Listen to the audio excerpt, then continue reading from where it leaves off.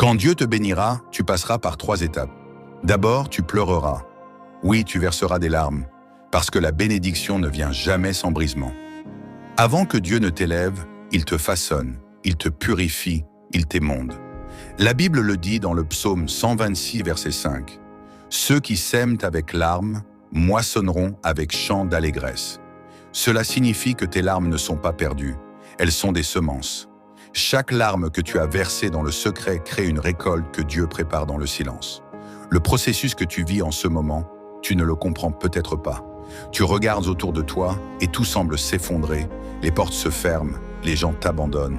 Et parfois tu te dis « Seigneur, pourquoi moi ?» Mais écoute bien, Dieu n'a pas oublié tes prières. Il t'entraîne dans un chemin que tu ne comprends pas encore, car ce qu'il construit en toi est bien plus grand que ce que tu avais imaginé. Le jour viendra où tu regarderas en arrière et tu comprendras pourquoi tu as dû passer par la douleur, par la solitude, par les épreuves.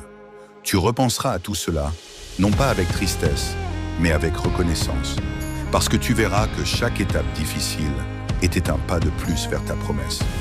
Dieu ne t'a jamais abandonné.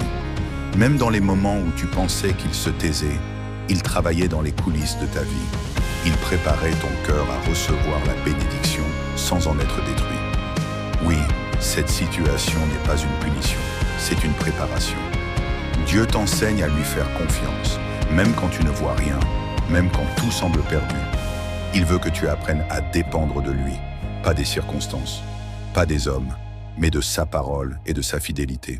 Parce qu'au moment fixé, Dieu te relèvera. Et quand il le fera, tout le monde saura que c'est sa main qui t'a béni. Alors, ne perds pas courage. Continue de semer, même dans les larmes.